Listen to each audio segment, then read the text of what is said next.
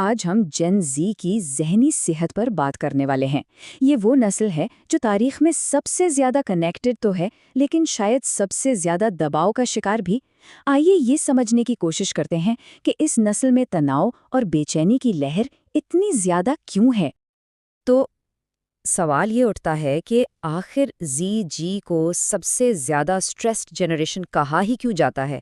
آئیے ان وجوہات کی تہہ تک پہنچتے ہیں جو اس نسل کی ذہنی صحت پر گہرا اثر ڈال رہی ہیں۔ اس پوری کہانی کو سمجھنے کے لیے ہم اسے 3 حصوں میں دیکھیں گے۔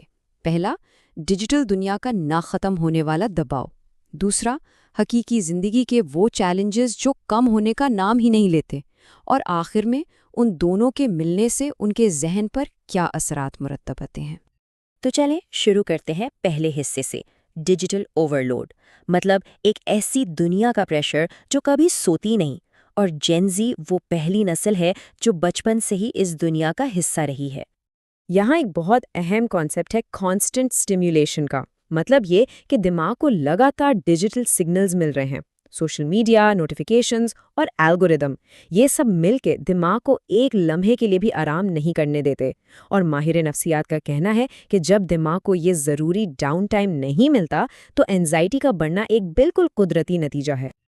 اور پھر ایک اور بہت بڑی چیز ہے، کمپیریزن ٹریپ، یعنی موازنے کا جال۔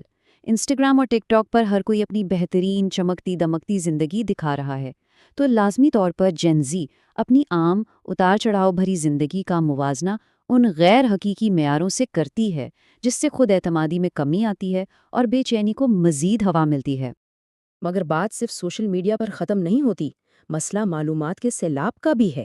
سچ تو یہ ہے کہ انسانی دماغ اس لیے بنا ہی نہیں ہے کہ وہ 24 گھنٹے پوری دنیا کے بحرانوں کی خبریں جھیلتا رہے۔ سوچے ذرا، جنگیں، قدرتی آفات، مہنگائی، جرائم، سیاسی افراتفری، جین زی ان خبروں کے مسلسل بہاؤ کے بیچ پلی بڑی ہے، اور یہ نہ ختم ہونے والی منفی معلومات ایک مستقل خوف پر مبنی بے چینی پیدا کرتی ہیں۔ اچھا، اب ذرا اسکرین سے ہٹ کر حقیقی دنیا کی بات کرتے ہیں، وہ چیلنجز جو ڈیجیٹل دنیا سے باہر موجود ہیں۔ یہاں تعلیمی اور کیریئر کا دباؤ اپنی انتہا پر ہے۔ بہت سخت مقابلہ، غیر مستحکم معیشت اور کامیابی کی غیر حقیقی امیدیں، یہ سب مل کر دماغ کو مستقبل کے بارے میں مسلسل پریشانی میں مبتلا رکھتے ہیں۔ اور یہی وجہ ہے کہ جو اینزائٹی کبھی کارآمد ہوتی تھی، وہ اب اکثر خطرناک برن آؤٹ میں بدل جاتی ہے۔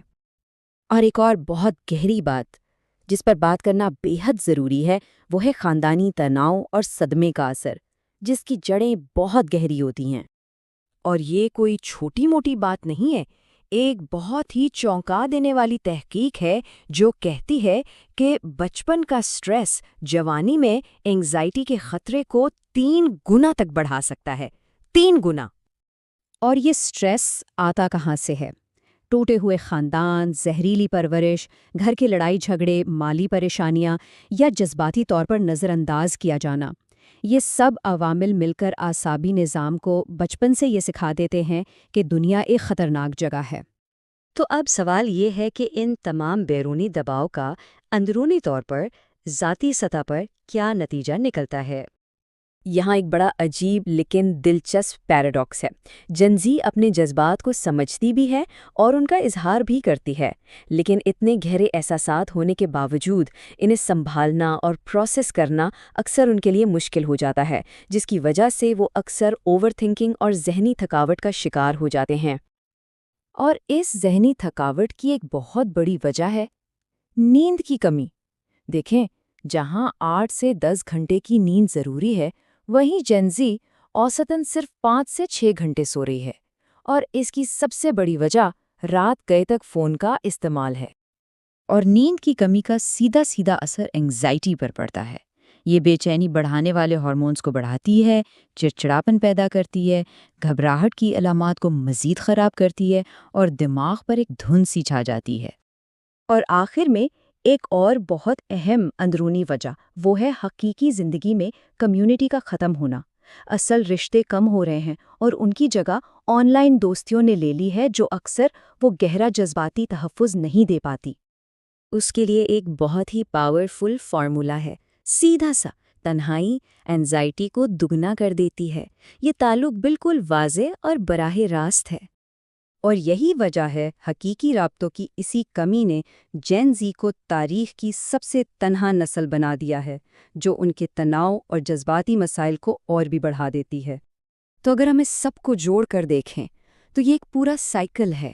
باہر کی دنیا کا دباؤ اندرونی تناؤ کو جنم دیتا ہے، اور اس کا نتیجہ مزید سٹریس اور انزائٹی کی شکل میں نکلتا ہے۔ تو اصل بات یہ ہے، سب سے کروشل پوائنٹ یہ ہے کہ ڈیجیٹل، معاشی اور سماجی عوامل کا ایک انوکھا طوفان ہے جو ایک پوری نسل کی ذہنی صحت کو شکل دے رہا ہے۔ یہ کوئی ایک وجہ نہیں بلکہ بہت سے عوامل کا ایک پیچیدہ جال ہے۔ تو آخر میں ایک سوال سب کے لیے کہ جیسے جیسے یہ دباؤ بڑھتے جا رہے ہیں، ہماری دنیا اس نسل کی بھلائی کے لیے خود کو کیسے بدل سکتی ہے؟